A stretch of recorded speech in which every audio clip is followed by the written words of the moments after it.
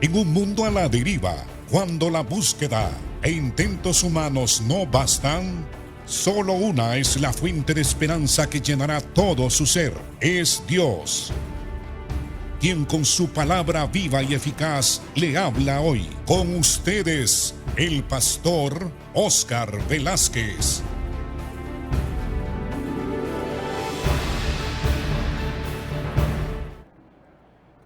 Bienvenido, hermano, al programa, su programa Viva y Eficaz.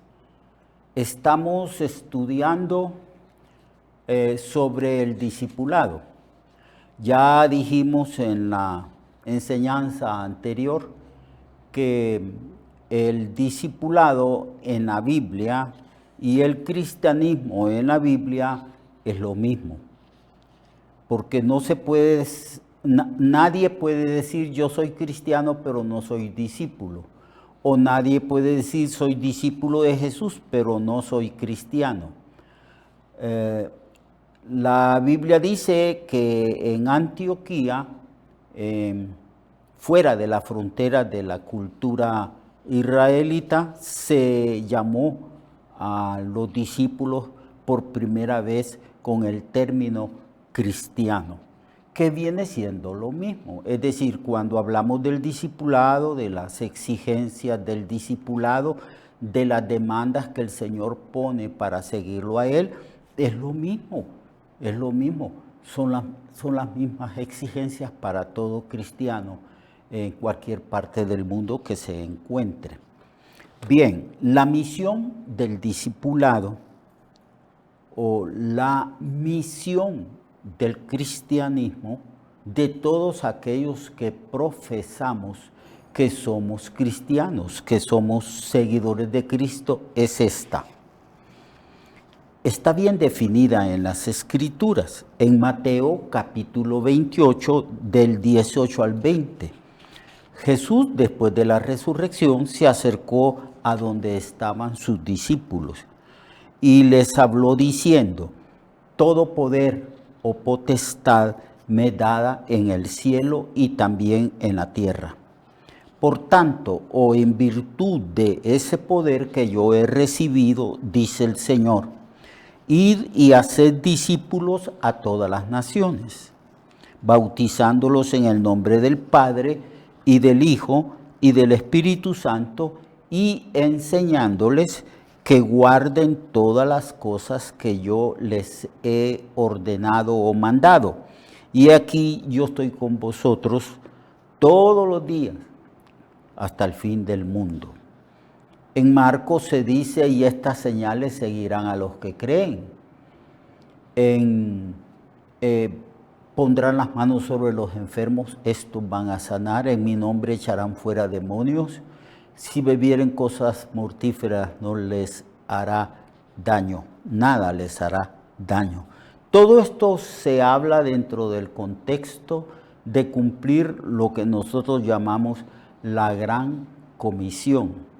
Y el hecho de que Jesucristo, inmediatamente después de su resurrección, hablara del ministerio y de la misión principal, prioritaria y más urgente de la iglesia, que es lo que nosotros denominamos la gran comisión.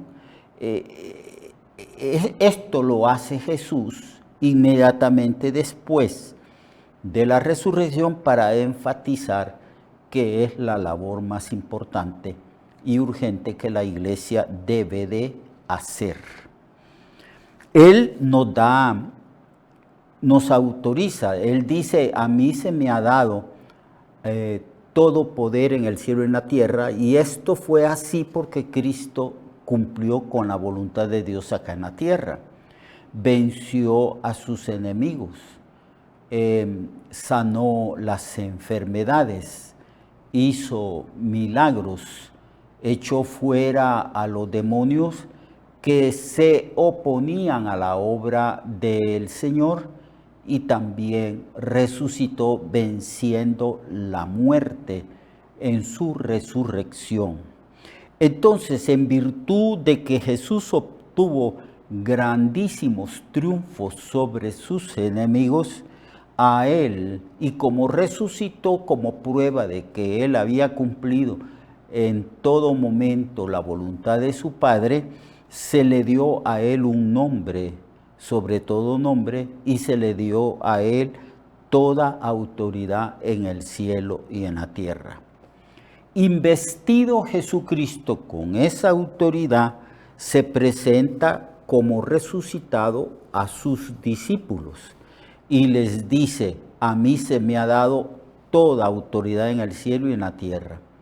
Yo pues les delego esa autoridad a ustedes, a la iglesia, para que vayan y cumplan la gran comisión que consiste en predicar y enseñar el evangelio, en hacer discípulos, en bautizarlos en el nombre del Padre y del Hijo y del Espíritu Santo, enseñando toda la doctrina que yo les he enseñado, dice el Señor. Y enseñándoles que guarden lo que yo les he mandado. Ahí está hablando de que la palabra de Cristo es autoritativa, son mandamientos que tenemos que cumplir, que tenemos que someternos al señorío y a la autoridad de Cristo. Él es el ejemplo supremo. Cristo nos ha dado un ejemplo, cumpliendo él también la misión de predicar el evangelio del reino. Jesús estaba imbuido, impulsado, llenado de un gran celo misionero. Él no paraba, él no se detenía, él predicaba en todas partes. Él dijo en varias ocasiones: yo he venido a buscar y salvar lo que se había perdido.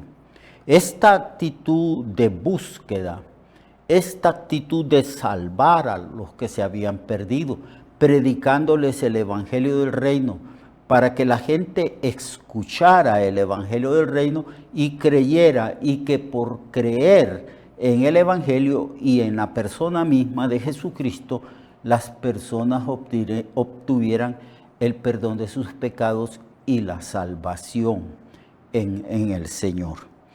La evangelización es una búsqueda constante de personas que están perdidas. Y muchas, hermano y hermana, muchas de las personas que están perdidas ni siquiera saben que están perdidas. No saben porque ya nacieron sin Dios, sin fe y sin esperanza. Están ajenos, completamente ignorantes y ajenos de la vida de Dios. No saben cuál es su condición pecaminosa. Ellos están en completa oscuridad y tinieblas, y muchos no saben cuál es su bancarrota espiritual, su situación espiritual. Entonces es necesario que nosotros vayamos y prediquemos el evangelio, y el Espíritu Santo se encargará de persuadir, de convencer al pecador que es un pecador y que está perdido, que si no cree en Cristo irá al infierno. Entonces esta es una labor que la tiene que hacer el Espíritu Santo y nosotros, que somos morada y templo del Espíritu Santo. Así que la evangelización es una búsqueda de estos perdidos. Los perdidos nunca van a buscar a Cristo, ni van a buscar la salvación, ni van a venir al templo donde se reúnen los cristianos que ya somos salvos. Es todo lo contrario. Nosotros, los cristianos que ya somos salvos, entonces tenemos que salir del templo e ir al mundo, ir por todo el mundo, ir y hacer discípulos en todas las naciones. Predicar el evangelio a toda criatura. El que creyere será salvo y el que no creyere será condenado. La situación de la gente están perdidos y no lo saben. Están muertos en delitos y pecados y no lo entienden ni lo saben. Están sin Dios, sin fe y sin esperanza, y ellos creen que el Dios de su propia religión es el creador del cielo y de la tierra. Están pero muy engañados. Tras de todo este engaño está el diablo, que él es el padre de la mentira, que cuando él habla, no habla la verdad, sino la mentira. Así que es necesario que nosotros vayamos y prediquemos el evangelio. Podemos predicar el evangelio al cónyuge con el que vivimos, la esposa o el esposo. Predicar el evangelio al hijo y la hija y el familiar, al abuelo y a la abuela que vive en nuestro hogar. Por ahí deberíamos de empezar, porque los hijos de los creyentes, familiares de los creyentes, el esposo de la esposa que es creyente o la esposa del esposo que es creyente, los que no son cristianos no saben su situación terrible de perdición y no saben que están bajo la ira y el juicio divino y que es necesario hablarles, persuadirles, predicarles el evangelio y orar para que el Espíritu Santo ilumine la mente de estas personas para que puedan comprender el evangelio del reino y ser salvos por medio de la fe en la persona de Jesucristo. Tenemos que ir y tener ese celo que tuvo Jesús, ese celo evangelístico que lo impulsaba a ir a diferentes partes y a buscar y a salvar a los perdidos. En Mateo, capítulo 9, versos 35 al 38, Jesús recorría todas las ciudades y las aldeas, dice el registro bíblico, enseñando en las sinagogas de ellos y predicando el evangelio del reino y sanando toda enfermedad y toda dolencia del pueblo. Y al ver las multitudes que estaban perdidas, el Señor se llenaba de compasión. Y dice la Biblia que Él tuvo compasión de las multitudes porque estaban desamparadas y dispersas como ovejas que no tienen pastor. Entonces les decía a sus discípulos: a la verdad la mies es mucha, mas los obreros pocos.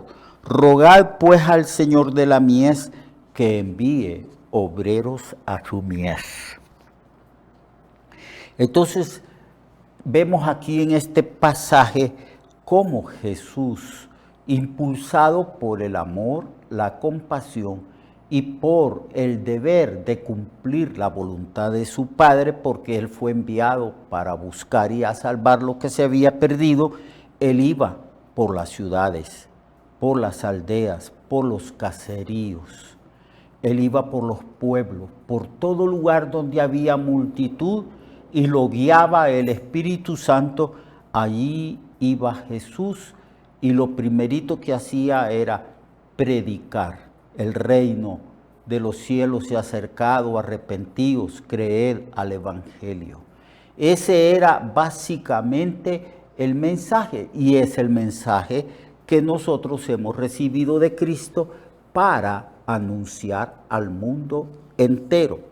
Pero debemos de tener la misma pasión, la misma compasión.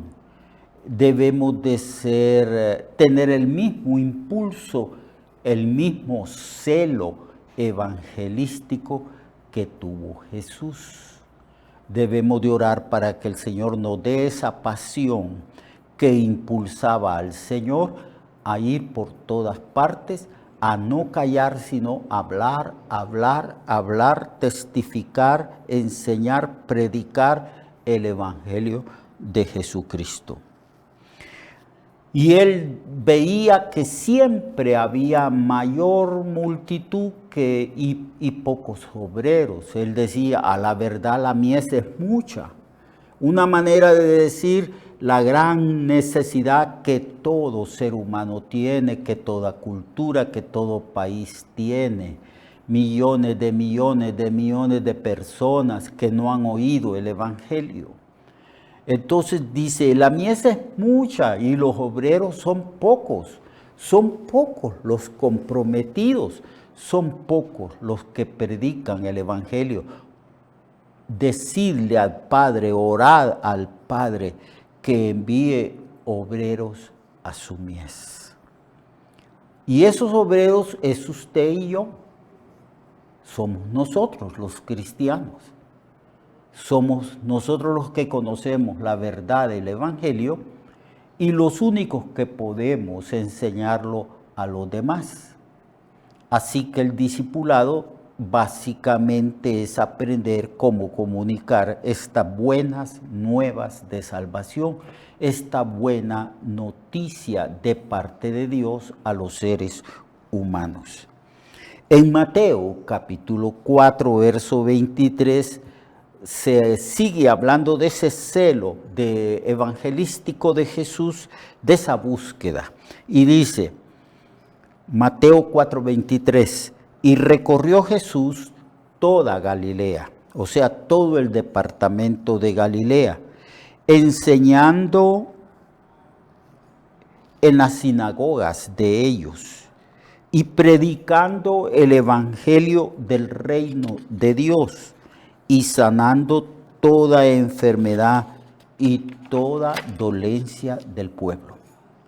Enseñaba el evangelio del reino, el evangelio donde Dios obra para que seamos trasladados del reino de las tinieblas al reino de luz de Jesucristo, al reino de Dios, donde ahí podemos someternos a todas las condiciones éticas y morales establecidas en ese reino divino.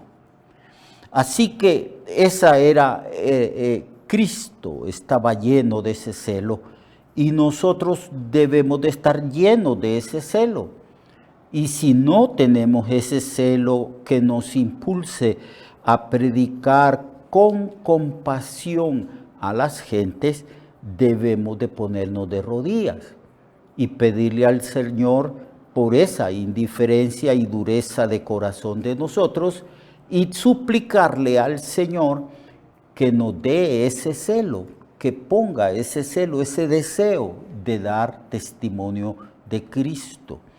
Porque observamos en las iglesias que ese celo ha desaparecido, que esa compasión no se manifiesta, que hay iglesias, hermanos y hermanas que tienen años de ir al templo y de decir que son cristianos, pero nunca han dado testimonio de su fe a otras personas.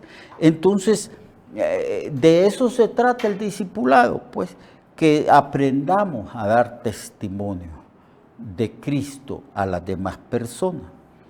Jesús llamó y capacitó a sus discípulos y les enseñó cómo hacer la obra de Dios. Desde el principio les enseñó en forma práctica de cómo evangelizar a la gente. Les enseñó con el ejemplo y les enseñó con palabras. Les enseñó cómo sanar a los enfermos y cómo liberar a aquellas personas que estaban poseídas de demonios. les enseñó varios métodos para comunicar con efectividad y urgencia el mensaje del Evangelio. Así que eso es lo que tenemos que orar para que Dios nos dé esa capacidad, ese celo, y tenemos que leer, estudiar las Escrituras y asistir a las clases de discipulado. Mañana vamos a seguir hablando de esto. Mientras tanto, Dios le bendiga y lo espero para que continuemos estudiando sobre este asunto tan vital del discipulado. Dios le bendiga.